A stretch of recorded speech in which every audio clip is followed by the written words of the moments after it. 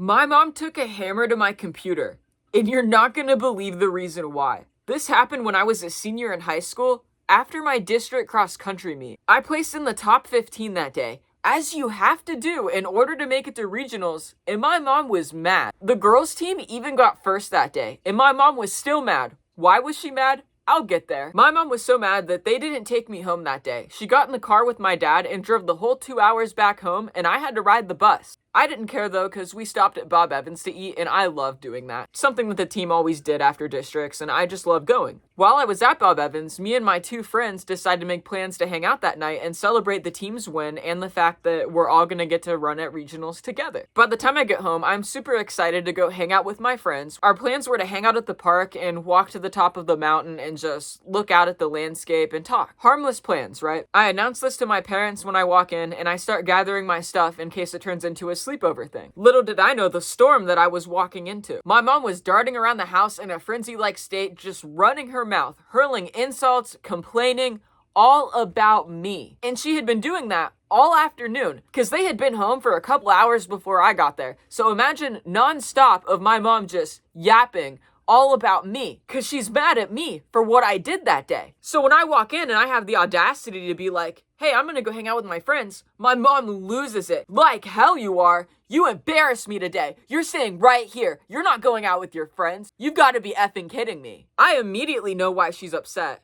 And I've had enough of it, okay? After 17 years of my mom throwing a wrench in my plans, taking away memories that I could have made with friends, all to fit her agenda that day, I was done. I hadn't done anything wrong. I was going to let her know. There's no way she was going to keep me from celebrating this win with my teammates. So I look her in the eyes and go, no, actually, I'm going out because I didn't do anything wrong, and you can't stop me. And that's when she goes, you better not walk out that door. Now, I really wasn't the type of kid to not listen to them. Like, if they say you can't do something, then I wouldn't go do it, especially if I knew I was in the wrong. And I knew the reasons for my mom not wanting me to go. It wasn't because I had done something wrong. It's because she was unhappy and she wanted to make me unhappy. And I'm tired of that manipulative game. My mom was such a narcissist. If she's miserable, everybody had to be miserable. And there's nothing you could do. I went over to my dad and I said, Dad, are you mad at me? And he goes, no, why would I be mad at you? And I say, I don't know, but can I go out with my friends? Because mom says I can't go. And he says, well, I don't see why you can't go. Go on and go. Before he can change his mind or my mom can snag my car keys, I say thank you, grab my stuff, my phone, my keys, and I walk out and leave. I start getting hammered with texts and calls, my mom just blowing my phone up as I'm trying to drive and pick up my friends, so I ignore it because I'm trying to be a safe driver. It's not until we're at our destination and safely parked where I look at my phone and I see everything my mom's been saying. You better get home right now. Your father's ridiculous for letting you go. He should be on my side. If you don't come home right now, I'm gonna do something that you're not gonna like. I start laughing and I show my friends, like any teenager would do, look at my mom freaking out for no reason. Put my phone away and we start our walk. I check my phone again at the top of the mountain because I pull it out to take pictures, and that's when I see the screenshot that my mom sent me. It's a picture of my laptop on the floor next to a hammer, and the next text below that is, if you don't come home right now, I'm gonna take a hammer to it. I start laughing my ass off because there's no way my mom is gonna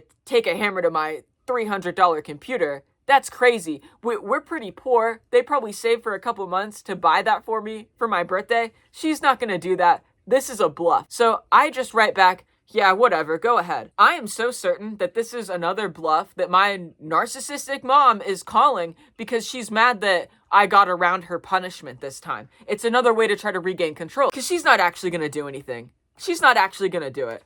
She actually did it. You see these missing keys? That's because she took a hammer to him. After I said, whatever, go ahead, a few minutes passed and she sent me a picture of the computer next to the hammer again, but this time the keys were missing, like you see here.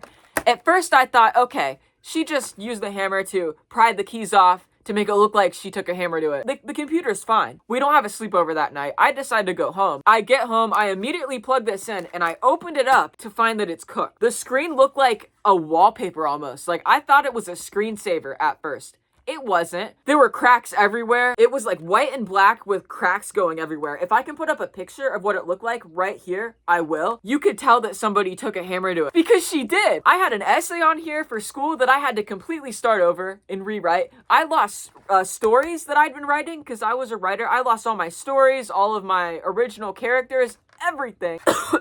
Ooh, sorry. There was no saving her, alright? She's done for. Now, I probably could buy an HDMI cord and plug this into a TV to see what was on it and maybe try to regain some of my files, but I'm lazy. This happened in 2015, and I still haven't done that, so I guess I don't care. Now, though, you guys are definitely asking yourself, okay, Jess, your mom really did take a hammer to it, and you showed us that. Why? Why did she do that? You want to know why? Because I lost to my teammate. Even though I qualified to regionals, even though our team placed first at districts, it didn't matter to my mom because I lost to my teammate. I wasn't the top runner of our school that day, and now she couldn't brag as much on Facebook. She doesn't get that extra dopamine kick of being able to say, not only are we qualifying, and our team was the best girls team, but I was the best on it. It wasn't as exciting for her. It wasn't as big of a dopamine hit to type on her Facebook post, oh, Jessie placed 8th and is going to regionals, as it would be to write, my daughter placed 1st and beat everybody and is going to regionals. Nothing made my mom more irate than not being able to say that about me, but having to read other moms say that about their kids because their little girl won. Big freaking deal. If I didn't care, why did she? She should be proud that I was able to lose with grace despite her being my example. Anyways, I'll see you guys next Tuesday at 2 because I'm going to tell you the story about how I fell into a frozen lake and my mom's reaction because it was not what I was expecting. I just want to add one more thing. Even though my computer got completely fucked, I'm still really proud of little Jess for staying out with my friends. All of that happened because I didn't want to miss out on a memory. Can't remember at all what we did that day. I think we just walked around. I don't know. I remember what my mom did though. Anyways, I'll see you guys next Friday at 2. Bye.